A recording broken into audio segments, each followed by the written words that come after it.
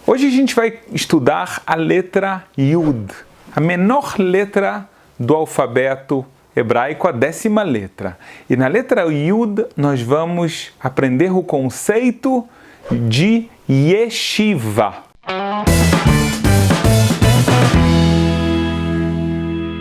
Esse é um conceito muito básico na vida judaica. O que é Yeshiva? Yeshiva é uma casa de estudo. Uma casa de estudo das disciplinas, da Torá. Tem muitas disciplinas e a gente já chega lá.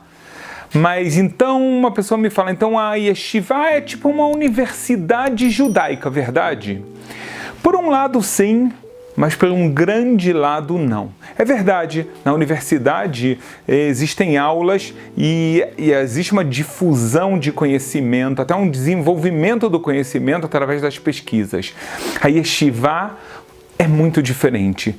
Por que é muito diferente? Sim, existe uma profusão de conhecimento gigantesco. Mas a Yeshiva, ela é feita de uma forma diferente, ela funciona diferente. Até mesmo, pessoal, numa universidade, um aluno vai, ele tem aulas, vamos falar de 8 da manhã, pode ser de 7 da manhã, alguns até o começo da tarde, até o final da tarde, e acabou. A Yeshiva não é assim. Na Yeshiva se estuda dia, tarde e noite. Para vocês terem uma ideia, quando eu ainda tinha o mérito de estar frequentando a Yeshiva, antes de estar casado, eu entrava na casa de estudo que se chama Beit Midrash às 6:30 da manhã. Eu voltava para o meu alojamento, para o meu quarto, e no meio, sem intervalos, às 11 da noite. Quantos dias por semana? 6 dias por semana nesse horário. No Shabat, no sábado, o estudo era um pouco menor, ou seja, a gente estudava mais ou menos 6, 7 horas durante o Shabat. Ou seja, o que a gente está vendo aqui? Não existe normalmente uma universidade que ela é tão intensa como a Yeshiva. Por que isso? Então, a Torá, qualquer pessoa que entende sabe que a Torá é algo divino.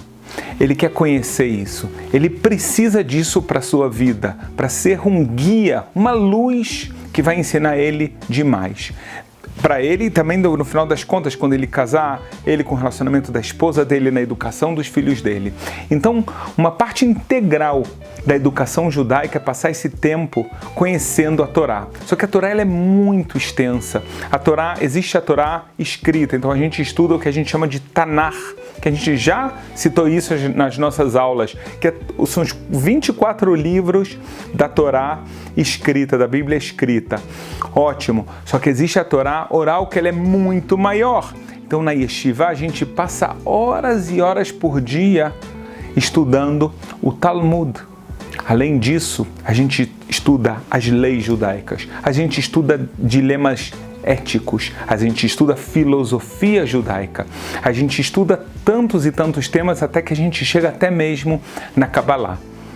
Então a gente está aprendendo aqui que a Yeshiva é um centro de estudos, mas não termina nesse centro de estudos, porque se eu fosse só até aqui, então é uma universidade um pouquinho mais intensa, mas não é verdade, porque existem algumas diferenças a mais. Uma das diferenças é que na Yeshiva você não quer só aprender o texto, você quer aprender a vivenciar a vida de acordo com os ensinamentos bíblicos, sejam da Torá oral e da Torá escrita. Ou seja, a Yeshiva é um ambiente quase como a gente estudou em física CNTP. Você está nas condições ideais para aprender a vivenciar uma vida de acordo com os preceitos de Deus. Eu vou falar para vocês, para mim foi muito difícil sair da Yeshiva, porque você sente lá num paraíso. Vale a pena saber mais uma coisa. Calma aí, você então, uma pessoa solteira está na Yeshiva, desde quando? Na verdade, desde pequeno as crianças já estão em escolas preparatórias para Yeshiva. Depois existe uma época que se chama Yeshiva Ktaná, dos pequenos, que seria mais ou menos o ensino médio do Brasil, um pouquinho maior, e depois existe a Yeshiva Gvorá, a Yeshiva superior. E aí acabou? Para alguns, acabou, depois ele vai casar, vai tocar sua vida, vai estudar uma profissão. Para outros, não. Aquelas pessoas que têm um dom especial, que não conseguem viver sem isso. Então aqui a gente vai usar a analogia da universidade, são que nem aqueles professores que eles vão ficar seguindo o estudo dele. Para as pessoas casadas, a Yeshiva ganha um outro nome que se chama Kollel. Kollel é igual a Yeshiva normalmente para rapazes casados. Então eles continuam estudando normalmente com bolsas muito baixas, ou seja, existe uma dedicação dele e da esposa muito grandes para poder continuar com essa busca de conhecimento e se tornar um dos sábios judaicos. Então a gente está vendo que é uma coisa realmente muito séria. Quando a gente fala de judaísmo, de Torá, quer dizer que são pessoas que passaram décadas estudando numa yeshiva, num kollel, com uma quantidade de horas diárias, que pode ser 15 horas diárias, e no 7º dia, no Shabat, 6, 7 horas diárias. Essa é a intensidade do que a gente está falando. Mas calma aí, para tudo. Vocês estão perguntando, e as mulheres? Cadê a yeshiva das mulheres?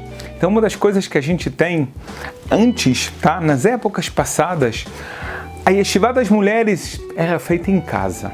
Eram os conhecimentos que a mãe passava para sua filha. Há um pouco mais de 100 anos, os nossos sábios perceberam que essa corrente podia, Deus me livre, se perder. Então a gente criou a yeshiva de mulheres, que se chama Midrashá. A ideia é muito parecida. Normalmente as mulheres passam menos tempo.